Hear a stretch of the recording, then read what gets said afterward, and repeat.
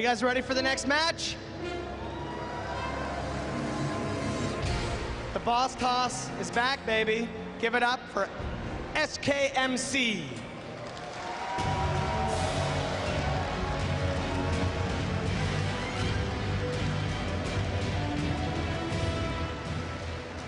And give a huge welcome to his opponent, Acer Nerchio.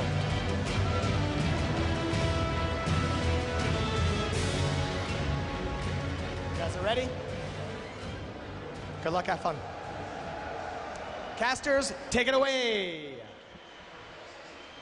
Thank you very much, Jared. Welcome back once again to the casting booth here. It's 1,000,000 degrees right now. It is extremely hot. It's like 1,000,000 degrees, which is like 45 degrees Celsius in metric. Yeah, pretty much, pretty much. Just getting that conversion right, just right there. So day 9, who do we have to be going up against one another? MC versus Nerchio. I honestly think a lot of people, especially on the Twitter and on the Twitter. My God, does that make me sound technologically unsophisticated? It's like my grandpa I was on talking. the Twitter and the Facebook and on the chat stream.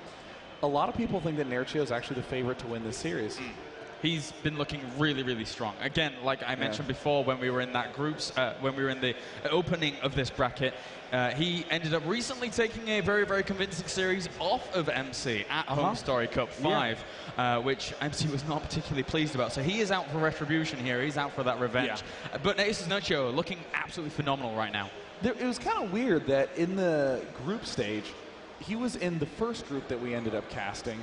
He went 3-2 and got first place. It was 3 3-2s and 3 2-3s. And weirdly, the 3 people that he beat were Puma, 4GG, and Inori. The people he lost to were Sort of and Muslim. He lost to, honestly, I think 2 of the weaker players in his group while knocking out the 3 heroes.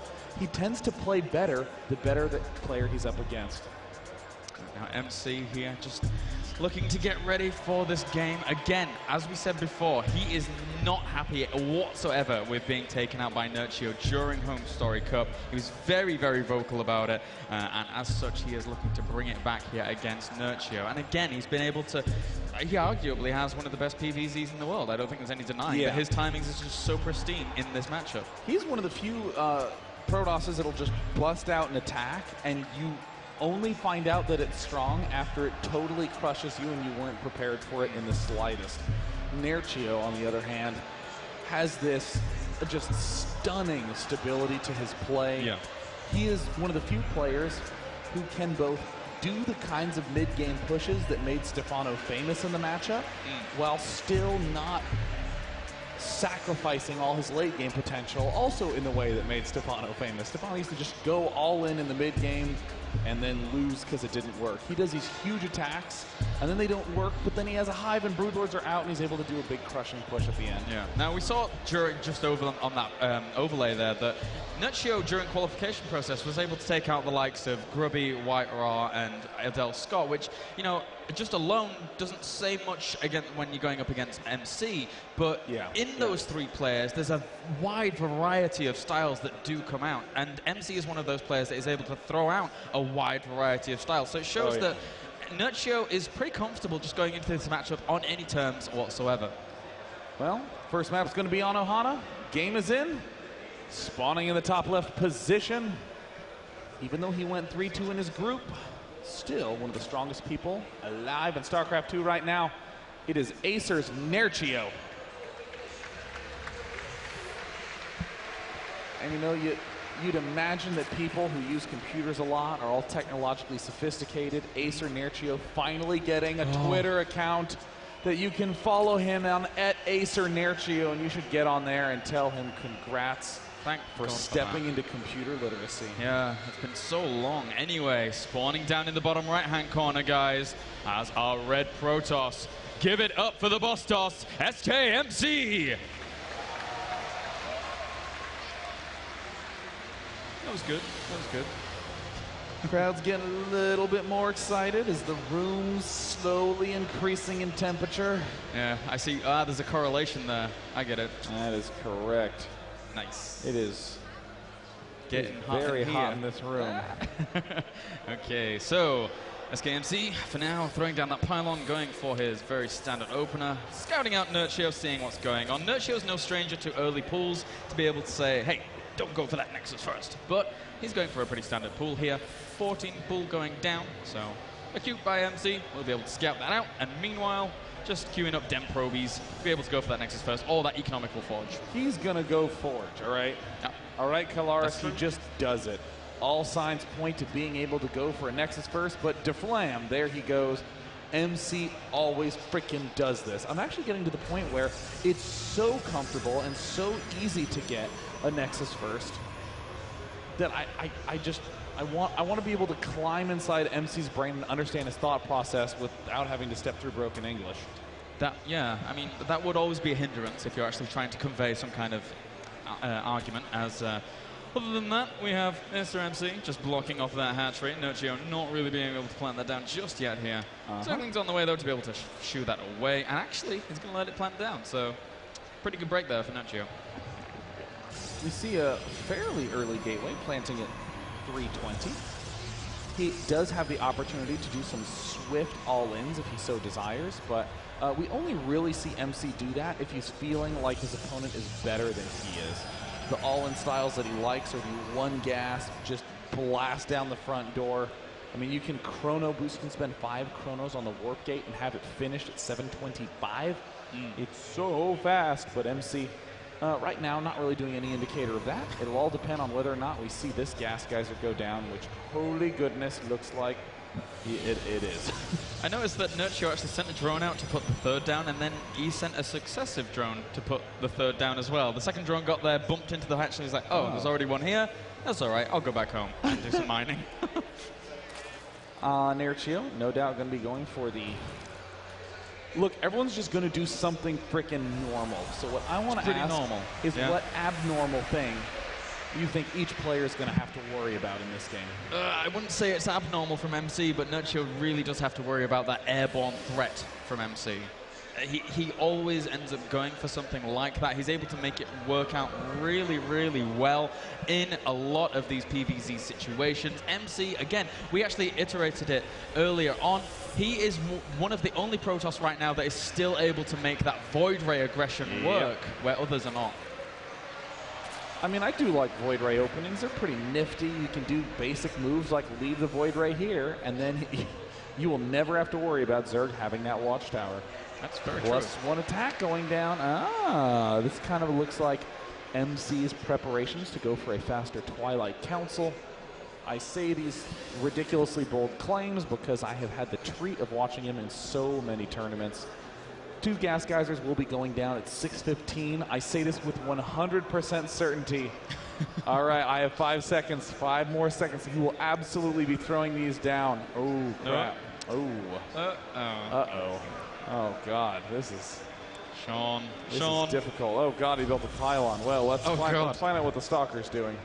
Meanwhile, Nerchio actually going for a rope warrant at a pretty normal time here just to be able to fend himself against any kind of, 4-gate plus 1 aggression that would be coming along. And has he actually seen the Forge whirring away with like a Zergling poke-up? I don't think he has. He hasn't, no. No. So he's not going to know just yet, but a robo facility on the way here for FC. Interesting choice. It's a late one. This does look like this would indicate an early expand, but here is the 6 minute and 15 second. That was a minute late, that's fine. But this setup from MC just looks like he wants to go for a pretty typical steal on his expansion. Yeah, and I mean, with these macro gateways, able to just keep things going. I like the positioning of the pylons as well, just to make sure nothing absolutely crazy goes down. I mean, Nerchio is not the kind of player that's going to say, for example, quickly rush to Nidus network and then try and Nidus the back of your main anyway, but you need to take these precautions here to be able to really kind of deal with that kind of thing. So here's the moment in time that just makes me all tickled. I love so much. These gas geysers 3 and 4, and soon enough geyser 5 over here, Zergs do not really take very often. They'll stick to 2 or 3 until the layer is close to done. But Nerchio sets himself up to be able to do a lot of really great transitions up to, oh, awesome. A lot of great transitions up to the Infestor. Yeah, and again, Nerchio plays in a very, very wait a minute. He's getting 3 more gateways. Oh, and see. Uh-oh. Are those sentries? He's going to put a force field there. And there's no creep spread between the main and the natural, so he's not really going to be able to notice this too quickly. Oh, he needs to clear the wall. He needs to clear the watchtower out, and he's going to walk straight into an wall. Ah! Uh-oh. Oh, Nerchio. Now Nerchio knows. Oh, and he even spreads creep with the Overlords. Fantastic preparation here by Nerchio in order to be able to completely shut this down. Oh, but is it going to be fantastic enough? Oh, he sees it. He sees it. He warps in some zealots to be able to try and tank. Meanwhile, actually, there it goes. There's only 3. Oh my God! Actually, there's not that many roaches up here, and he could continue to warp in if he wants to. And there's the next round warping. There's those 3. The initial set. Soon enough, we're going to be able to get a little warping around of their own. MC needs to throw down another force field. Oh! Here come the drones. This is very, very important here for Nerchio. He needs to clean this up, and if he does, he knows how far MC will be behind. So pulling these drones really, really pivotal here, as so many roaches crap down here at the bottom of this ramp. And look at that micro to be able to pick up those sentries into that warp prism, still warping in some zealots, getting 9 worker kills in the process. Nerchio still gets those force fields down nice and clean and clear. But I actually think Nerchio's going to be fine. Nerchio's doing an excellent job microing. He's very close to having roach speed. More roaches are out in his main. He just needs to micro them well. And, I mean, how does MC transition out of this? I mean, he's warping in more sentries, yeah, so he's going to be able to continue to block this off. But actually, with those, I mean, Nerchio's in a little bit of trouble right now. He's throwing spines down, and he doesn't have the lava in his main to be able to continue holding this. He's just going to go for a full-blown counterattack. Well, he built up enough roaches to be able to pull it off, and now with all the sentries in the main base, Nerchio's realizing, well, hey, there better not be that many sentries back home, but there are a decent number. But, oh, they still get a little bit too far up. He's going to be able to target fire the cannon, actually pushing those roaches closer to the cannon. He takes it down. Meanwhile, in the main base, Nerchio's cleaned up the push with some hatched roaches. Oh, MC needs to keep very close eye on these sentries as well. It can be very difficult to keep them alive. No. And there's roaches floating in from either side here to be able to keep going. And he does break the front there of MC. And Nerchio now building as many spines as he can, has this pack of roaches marching down, much like we saw Slivko pull off against sort of. Probes falling en masse. More roaches springing into action. Some crazy micro going on in the main base. But the natural expansion will have to be sacked for MC unless he wants to do almost all warp-ins over here. He needs to get this Immortal out so quickly. He's chrono boosting as furiously as he can do. Right now, these roaches tearing up a lot of what we're seeing here in the natural. And he does eventually evacuate the main here, or with those sentries from Nerchio's main. So now, it's still looking a bit even. I mean, there's still 37 workers to the 46. I suppose it's just the fact that Nerchio does have so much lava to be able to continue replenishing that drone count. I mean, this is a really weird-looking tab. MC's killed off 28 workers. Nerchio's killed off some. 13 roaches on the field in production. It's basically drones, infestors. Yeah, look at this. With 5 geysers up and running, Nerchio is going to be able to go for a big infestor transition, and that is just super cool. Yeah, it really is. I mean, MC in that push that he actually went for, he only had 3 gateways actually powered while he was warping in initially, so he'd have waited a little bit. I mean, yes, there would have been more roaches out, but he would have still been able to warp in far more aggressively with a few more units and you know, kind of delay that in terms of the surprise factor. So it would have worked maybe even a little bit better. Looks like Nerchio's doing his best to make sure he does not get caught with his pants down anymore. Massing up drones, pathogen glands starting now. 2 in each gas geyser. Nerchio, whoopsie doopsie daisies, taking his 6th. Will actually also be able to take this 4th around now. The only constriction is that he has no buddy. MC now getting ready to set up his expansion, and amazingly, this game is still going. Yeah, Nerchio, though, rising up in terms of that supply count. He's getting tons of Zerglings as well as roaches out on the map right now. 140 supply to the 96 of So many roaches get packed into a tiny pinpoint. The black hole of Protoss blasted away. Just packed them all together like he was like sealing them into some airtight vacuum bag like you store peanuts for hundreds of years. Not the play that Nerchio would want to make, but wait a minute, what is this? No force fields from MC. Looks like he is out of energy on those sentries, and Nerchio correctly identified it, but MC is starting to reinforce with a lot of units. Now sending the probe down, can even take a third in the midst of this. Oh, meanwhile, MC does have full knowledge of how much Nerchio has there with that observer, so he knows that his opponent's force is waning a little bit here. 16 more roaches on the rape. Nice force field separating that up, but doesn't quite contain that too easily. Gosh, nice play by MC, but if his force field was just one hex over, he could have killed off a whole pack of extra units. And now with these warp-in rounds, MC is pretty much relegated to just the brute force of these units. 163 food to 184. Soon enough, Nerchio is going to have those infestors. A terrible angle for MC. An absolutely awful angle for MC. The Roach is able to engage far away from these 4 Immortals. Oh, Nerchio, after that crazy amount of Warp Prism harassment, is now cleaning up the final push from MC. The 2-base all-inish niche from MC, thwarted by that Zerg. Good game, Nerchio. That nice win.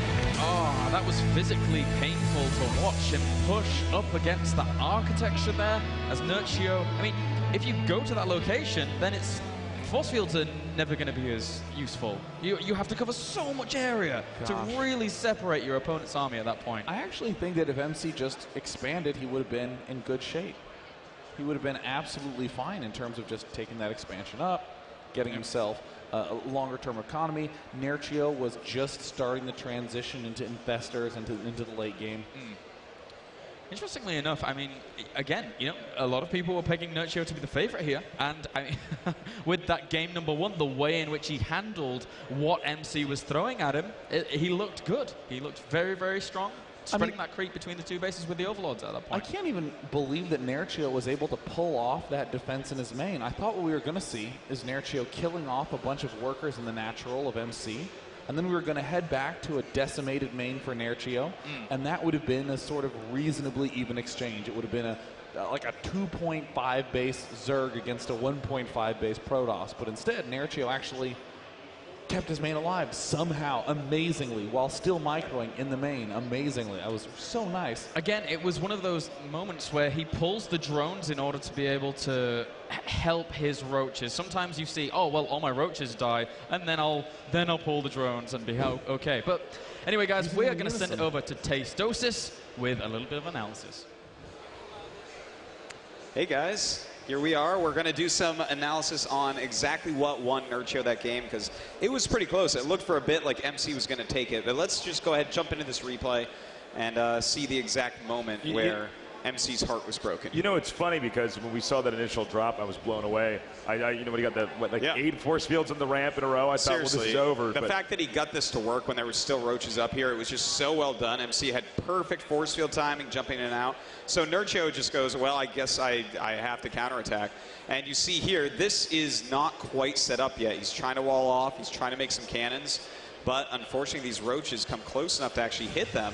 And this is really the important part, because from here, MC has complete control of this game. He's harassing in here, he's killing drones, he's doing a great job. All he has to do is hold this area without taking too much damage from these roaches.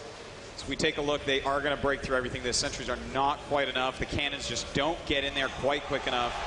And these roaches just do way too much. Look at this. He's going to start killing a lot, and he's killed so many already. The sentries, the buildings, he's disrupting the economy, he's killing everything, man.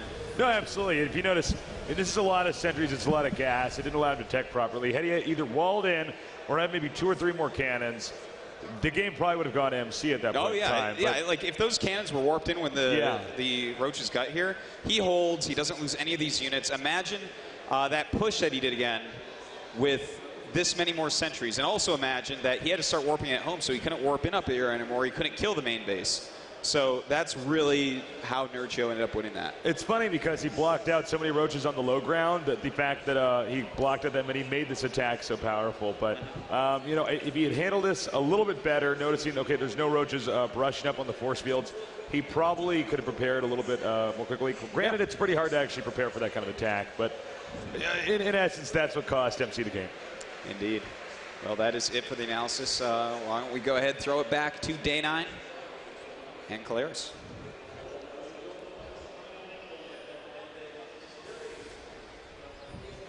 And we'll throw back to Day 9 and Caleres. Thank you very much, guys, over at the analysis desk. Welcome back here to the casting desk. My name is Kyle Lars. And I'm Day 9, and I'm excited to say that the next map is starting right now on Entombed Valley. So I'm going to say good luck, have fun, and GG to the players. This is the map where I think that MC can comfortably go for that three-base style that we see him do so often. The three-base, I don't know why my hands instinctively went for two. But the three-base style on Entombed Valley works fantastically. It's really easy to hold those. And more importantly, as you're moving out to attack, there's a clear fourth. These are all things that Protoss look for when they're going up against Zerg. So I think MC should be doing a much more long-term play that will likely give Nerchio a little bit more trouble. Yeah, so let's get it on. Good to go, guys. Spawning up to the top left-hand corner here as our red Protoss. Currently 1 game down in this best of 5, guys. Give it up for SKMC.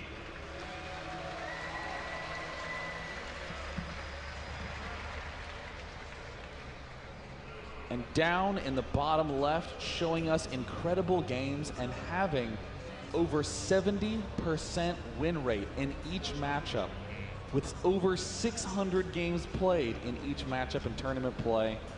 One of the greatest Zergs in the world, Acer's Nerchio.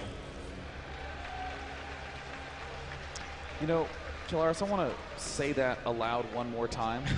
In each matchup, he has a 70% win rate with over 600 tournament games in each matchup. Oh. That is stupid. That's a good way of explaining it. I mean, I cast a lot of like weekly cups as well, like go for StarCraft 2 cups for ESL, for example. And Nerchio is a guy that will just sign up for every single one of them and win every single one of them. You know, it's basically free money for him, right? He is able to really power out a lot of games every single night, signing up to so many tournaments and winning himself so much money. He is just such a formidable opponent, and he gets so much practice that it's no doubt in my mind. It's so obvious why he's so good at it, because he's just constantly playing StarCraft 24/7. We have the double probe trying to deal with the single drone. This is what it feels like. Every time I see a non-Zerg getting denied at the expansion, I get so happy because I grew up playing StarCraft 1 where, can he do it? Can he do it? Do it, do it. Do it, Nerchio, please. No, please build the hatch there. That would have been so cool. Oh, God. Clap at Day 9's misfortune. Clap. God damn it. I'm like, do it. Build the hatchery, yeah. No. Nexus on the way at that location. I will say that even though as a profession I'm, MC returning the favor, no doubt that he's going to try to pile on right here as well. Continue to be annoying. You're not too pleased by this, are you? No. Yeah.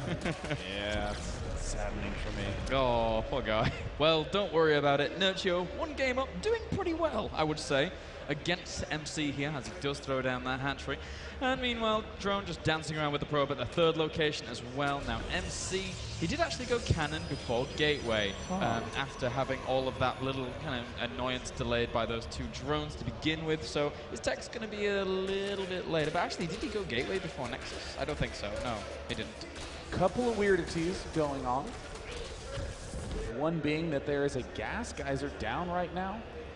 And Nerchio may very well not actually build this hatchery. Or what I think Nerchio is going to do is going to build this hatch, then build a Roach Warren. Oh, there it is. Then cancel this hatch. That's the normal play. Or he'll just go straight for the Roach Warren. Given the wall off we see from MC, this is the most hideous, deformed wall off I have ever seen. What happened at the front? This is straight up gonna work, this push from Nerchio. It always kind of scares me a little bit when Protoss ends up walling off with the 2x2 buildings. I mean, sometimes it's required on some maps, but again, it can cause you all kinds of trouble when your opponent wants to get really aggressive. And again, Nerchio, he's 1 game up. Taking this stance here with just the low 22 drone count could actually be devastating here for MC in game number 2. This Overlord from Nerchio can actually park here on the high ground, and then as the Roaches arrive, scoot up and give vision to this pylon. Roaches can get in here, shoot at this pylon without taking damage from the photon cannon. And look at this. MC's doing the build. He's going for a Stargate. This, once upon a time, was common. Nowadays is not common at all, but this is the one ticket to defending the exact push that Nerchio's throwing at his opponent. So important to get that Void around to be able to deal with this. It's going to slowly pick away at that force if it comes across the map here and if it starts battering down the wall of Protoss. But again, how much damage will end up happening whilst that is all occurring? In Void Ray, yeah, it's pretty good in terms of damage, but it's not good enough to be able to really stop all damage from happening. Oh no, here comes Nerchio. MC in a ton of trouble. Stalker gets pincered and killed instantly. There's the target fire on the photon cannon. See you later, photon cannon. No Void Ray has even been able to start yet. Oh no, he didn't have enough gas for it. So now, only just now, he does have the gas. We'll try and get that going as quickly as possible. He actually had to cancel. Oh no, this pylon, the single pylon powering all the key buildings, and it falls. And in a very swift way, Nerchio takes the series lead 2-0. And look at the smile on his face. Shaking in his chair, bobbing his legs up and down, getting a little bit of that adrenaline out of the system. I mean, no analysis needed, really. Just an example of the fact that Nerchio can throw a curveball at you. Well, yeah, this is all working against the way in which MC is looking at this series. He just wants to go into these macro games against Nerchio. He wants to, well, I mean, especially on Tomb Valley, that's what his plan was going to be. He wanted to, you know, use that air dominance to then provide himself with that quicker third base on Entomb Valley, but Nerchio playing to connotations that would be kind of designed as opposite to the map, and as such, really punishing exactly what MC wanted. I love the idea that right there, Nerchio's sitting with both his arms crossed in front of his face. Yeah. And the admin coming in and joining the game for him. Nerchio doesn't even join his own games at tournaments. He's just too good for it. Some kind of psychic abilities there from Nerchio. The hive mind strong in him here, as he just looks so good. I don't know how MC is going to be able to come back against this. Well, you know, it's interesting because I think that probably in the last few months, maybe in the last 2 months this has been the case, but before that, for the longest time, it was stability builds. Yep. Whoever was coming up with the best way to defend against all these timing attacks for all the various possibilities, that's how a lot of the play was breaking down. But just in the last month or two, people are starting to do some really sharp build order switch-ups. In that game, Nerchio literally going, I know the style of play you have, I know how hard it is to wall off well on Entombed Valleys. Boom, I'm just going to go Ling Roach push, and this will catch you off guard. It really will. So we are going to be jumping into game number 3 in just a second here, guys. But again, go over to twitter.com, #IEM Patriot, and tell us why you should be in with a chance of winning yourself an 8 gig RAM set here by Patriot Memory. And again, a big thank you to our sponsors. And I'd also like to follow that up by saying go to esl.tv/IEM to check up all the tournament results. You can even get the HD pass for this event. It's €5/$6 US. You get to watch everything in HD. Pretty good, pretty good. So let's jump into game number 3 here, guys, as we load up onto Daybreak. Done and dusted. Now, spawning down in the bottom left-hand corner. One of the foreign hopes here for Intel Extreme Masters Gamescom. 2 games up against one of the most fearsome Protosses in the world. Give it up for Acer Nerchio.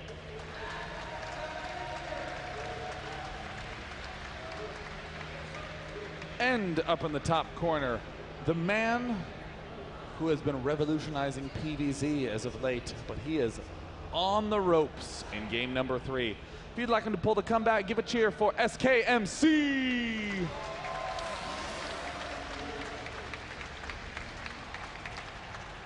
So Daybreak, once again, I do believe this to be one of, it's my favorite map in terms of the map pool right now. It's really one of those maps that just shows the standard metagame of most matchups. And SKMC coming in and checking around, see what's going on, see if there's any spawning pool craziness going on. You know, with Nerchio 2 games up, I actually wouldn't be surprised if he just went for some shenaniganry again. I think that just kind of MC has to be on kind of a little bit of a back burner after what's happened in these past 2 games, especially game number 2. Yeah, and in fact, I actually think that provides a nice little vantage point for how we can discuss this early game of ZVP. Because so often in this matchup, you will see every player from both sides do the same damn thing. Yeah. Early expand, some kind of robo-blink, take a third base, stay kind of passive. Zergs always take 3 bases, always get double gas at 6, etc., etc., etc. But there's 1,000,001 all-ins that the Protoss is constantly worrying about, constantly checking for. Right now, Nerchio. Oh, Nerchio, I know what you want to do. He wants to go hatch. Hey, that's going to be slipping there by then. MC, though. I mean, almost misplaced that Nexus, but Nerchio continuing to be aggressive. And even going for the cannon there before the gateway. So, I mean, MC just wanting to make sure that that's going to be, you know, very, very stable here. And even going to try and block the gateway from going down here. MC doesn't have the money for it right now, as he is trying to go for a pylon block at the natural of his opponent. But once he has the gateway money, there we go. We'll throw that down after shooing away that drone. So right around now is where the first 2 all-ins of consideration have to begin cropping up. One is what we saw last game, that Roach Ling push. The other is right as this hatch is going down, the gas goes down and the Zerg can simply go Zergling, Baneling all in. This is a very difficult play to spot, and what MC and most Protosses need to do is they need to hook back and see what this hatchery is up to. If the hatch went down at 415, that can often be a good sign. Yeah, there we go. Probe instantly stepping forward. You can actually pop here, and if you see a queen and it hits you, you can loop back around this way and see a second queen. That's another hint that there's no all-in coming. I don't know if he's going to be able to see this hatch. Oh. No, he's not. Adding on extra Zerglings there to be able to bring that down before he gets over to the 3rd base. Nerchio preventing the knowledge here from MC, and as such, the chances are MC might... I mean, he might send the Zealot and then a Stalker over there as well to try and spot that. So he risks extra things there in order to be able to get the information he so sorely needs after game number 2. I actually think MC, oh, look at this. Yes, sending out a 3rd probe. Zealot, Sentry must be the choice for MC. You have to in this situation. You haven't seen that your opponent is going for that 3rd hatchery yet. And yep, there's the Sentry going down. This is, again, to make sure that he has enough to deal with any sort of big flood of Ling Baneling. And is Nerchio going to be able to do this again? And MC fortunately sees this 3rd, but he still has only seen 1 queen.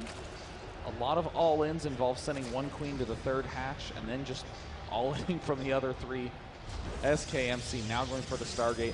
This Stargate will also deal with any sort of Roach all-in aggression that can be hurled at you, but you can't actually afford to do these 2 assimilators with a Stargate and do some other tech choice. Okay. So MC will be going for the Void Ray, and he basically is going to rely on Void Ray Sentry for a long time. Long time indeed. Oh my god, actually. I think, you know, with these sentries coming out here to be able to aid this Stargate, it's, again, he hasn't seen that natural. It's very, very annoying for him at this point. And look at Roach Warren. Oh, but this is a very standard Roach Warren timing, so not much craziness going on there. Maybe even a little bit later than standard, just by a smidge for Nerchio. 7 minutes is the big timing for the Roach Warren because, as you'll note, it takes a minute to build, so it'll pop out at 8. All big Warp Gate style attacks happen a little bit either before or after 8 minutes.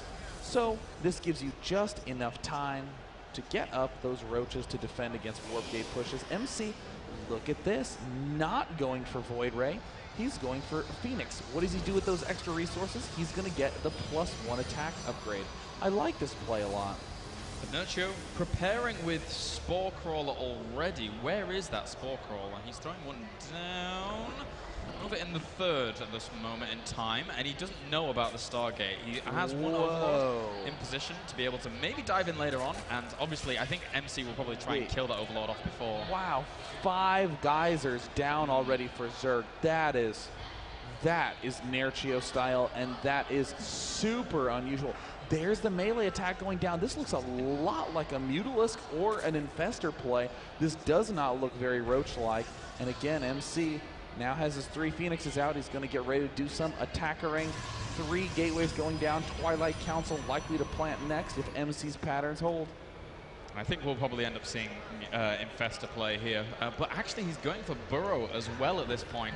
I think he just wants to try and burrow 1 Zergling at his opponent's third here. Yep. So, and also spread the creep at the same time to get that double coverage there. So these Phoenix are going to be pesky. They're going to be annoying, killing off Overlords here and there. But look, the Infestation Pit is now on the way, and that means he's already got tons of Spore Crawlers here to be able to deal with these Phoenix and zone them out. Really nice play by Nerchio. Nerchio's looking just super slick. And I will say, MC, I mentioned Blink. Very often you'll see him go Phoenix and then Blink play. But in Acer Nerchio's position, your opponent is either going to go for a delayed Twilight Council or a delayed Robotics Facility. So all these rushes for Burrow and these creep spread type of plays are an excellent way to make sure that you maximally punish a player who goes for Twilight Council. Against Robo play, there's no way that any early attack threat from MC can even happen, let alone deal that much damage. So following it up with a Robo Bay, very expected by MC. Yeah, I think that, you know, when you look at Nerchio's play, he plays a very, very solid style, but he plays it in such a way that he makes it look effortless. Do you know how everything he does, yeah. it just seems to fit. There's not really too many blunders going on, and you know, going up against a player like MC, who is just phenomenal in execution 99.9% of the time, how do you make that happen against the likes of MC? That's actually a, ooh, it looks like Zergling run in from Nerchio. Oh, how did that happen? Nerchio just managed to find the one weakness that was set up there, and Burrow's right there in the main. So many fast Burrow plays from Nerchio and a lot of European Zergs throughout this tournament. We do have the Observer finishing up right now, but will MC pull it back? It looks like there are burrowed lings in the natural expansion too. Oh my god, Nerchio being such a jerk. And here with these infestors moving up, this is a vulnerable, look at this. Those are all infested Terran eggs. He's just trying to delay as long as possible. Now we do have that Hive morphing in as well as the Spire here. And Nerchio just constantly putting on some pressure. We'll head over to the third base. There's only one cannon down day 9, and this is going to look brutal. Oh, the Observer's been out of position. Uh-oh. Here come the Zerglings. It looks like he thinks he's ready, but there, gets some good lifts. Great job trapping away the Lings, but now he's trapped himself in against the infested Terrans. See you later. All the sentries go down. Nerchio, who's going for late-term Hive play, might win with this little move. Oh my god, he's got so much firepower here. The Nexus is rapidly falling. This one Colossus doesn't have enough DPS to bring it down, and the Nexus will fall. Nerchio with a lovely little play there. He lost a few of his infestors, but it was damn worth it to be able to put MC's economy in complete tatters. God, Nerchio making this matchup look effortless, as you say. Another expansion goes down behind it. Zerglings now running up towards the main base. They're even expecting the wall off, so they target fire the Forge. The only thing that's going to prevent it from happening is this appearance of the Colossus. A 5th base going down for Nerchio, and what do we have in the main base? It looks like a good old Greater Spire about to plop down. Oh dear me, that is going to be so difficult for MC to deal with, not only restricted to 2 base, but look, he burrowed Zerglings again at the 3rd. Even if he wanted to try and throw down that Nexus, the Observer is, well, I mean, where are the 3 Observers? They're nowhere to be seen right now. When do you see MC with 2,000 minerals? Whoa. Total organizational collapse by MC. Zerglings from Nerchio going every which way. And you know, about that effortlessness you mentioned earlier on, I mean, so many Zerg players will do Ling Infestor type plays, and then before they end up getting their Hive Tech up ever, they just immediately die. They die to these Blinkstalker pushes, they die to big Colossus pushes, but we're seeing Nerchio just go for Ling Infestor, get a Hive up faster, get upgrades up earlier, end attack, and win with the attack. I mean, nothing makes sense in a conventional analysis of the matchup. I mean, I can't even imagine what would have happened if, say, for example, you know, SKMC had committed to more to like an immortal push, and then those infestors come out at a time where it just fungal everything and it just gets completely shut down. Once infestors or an abundance of infestors are out against that kind of push, it's so hard to do damage, and Nerchio somehow finds that way in which to be able to make that happen. However, right now, MC trying to stabilize as best he can do. He's getting that fleet beacon out, he's getting Blink, he's getting +2 weapons, and more Colossus in rising numbers. So there are a few Corruptors out here, but again, that's still a nice amount of Colossus he has, so much firepower in the army. MC's basically doing, it's kind of like mech, right? You're not trying to do an attack fast with mech, you're trying to just get maxed with mech. Yeah. That's what MC's doing. He's just trying to get maxed on his perfect little force. I don't really, I mean, once these Brood Lords morph in, this is, in the grand scheme of how this game has gone, MC is, in essence, 3 minutes in the past. He's, apart from actually getting that fleet beacon and mothership on the way here, he's still kind of relegated to these 3 bases, and he's only just now got this 3rd base up and running. This, and, you know, in essence, again, should have been up a little bit earlier here for MC to be able to fuel the economy required to be able to make this work. And right now, I mean, Ace's Nerchio could push out through the middle of the map with this very scary army. Now he's maxed, a 40 supply ahead of his opponent, and do so much damage. I mean, I like that comment that MC's basically just living in the past, right? Yeah. Ordinarily, this tech to Broodlords can be thwarted by attacking with a Blink Stalker force right before they get popped out. But the Broodlords were done morphing before Blink was ever done. I mean, the pace that Nerchio has set in this game is astounding, but Mothership's finishing up, Templar Archives, 18 Banelings getting morphed to try to deal with those vortexes. Now this is one thing though for Nerchio that gets a little odd. Does he fall into the standard Zerg rhetoric and say, hey, I'm maxed, I'm just going to sit back? Or does he do what we're seeing now and actually decide to move out to the middle of the map? And look at this. He's going for that Spinecrawler push through the middle of the map way earlier than you would ever see any other Zerg actually go for this. Again, because of the way in which this game has unfolded. This is going to get very, very scary for MC at this 4th location if he's able to get that creep going and MC is not able to snipe out that creep. Oh, looks like a single Phoenix in good position. Archon's trying to get morphed in. What's the energy on the Mothership? It is nowhere close to 100. It's at 66. Spinecrawlers continuing to step forward. He has no Corruptors. No Corruptors, really? Yes, he has no Corruptors. This Phoenix is just chilling out, and it's actually, ooh, is he going to go for the engagement? MC with a nice concave here. This is a bad angle for Nerchio. This is looking very, very good for MC, but the fact of the matter is there are so many Broodlords, so many Infestors that MC, despite this incredible angle, will be unlikely to get at a good angle. Oh, indeed, do, as he does actually fungal that Mothership there. Going to be able to lock that in position. The Infested Terrans are all he needs to be able to bring that down as well. God. Before the energy ever alive to be able to get that Vortex down. 100 supply up right now. Nerchio brings down the 4th base, and MC on the back foot once again. I can't believe my eyes. I mean, Nerchio just making this game look easy. In game 1, threw off this Warp Prism Harass with no problem. In game 2, pulled an all-in and won no problem. And in game 3, Infestor Ling. GG, well played. What an achievement to put under his belt. Nerchio manneredly going over to MC first, shaking his hand, but I mean, MC just looks shocked. I mean, how do you even process at that point? I don't know. Nerchio's just looking so formidable right now, and it's not even just in this matchup. It's pretty much across all matchups. So, yeah, I mean, there's a very real possibility here that Nerchio might have a repeat of Home Story Cup 5 results. This is just insane. Nerchio is literally on fire. Foreign hope is alive in this man.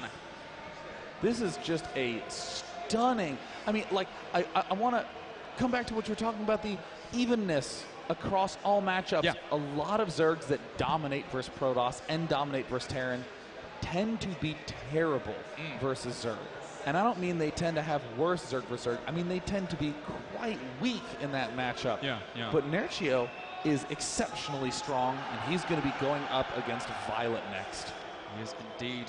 So, ladies and gentlemen, I believe we are going to be sending it up to the stage here to Jarrett for an interview with the winner, Nerchio.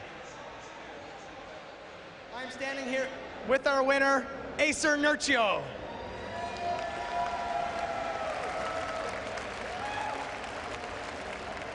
You must feel amazing, on top of the world, but it's not over yet. You're in the semifinals, and you're going to play either MVP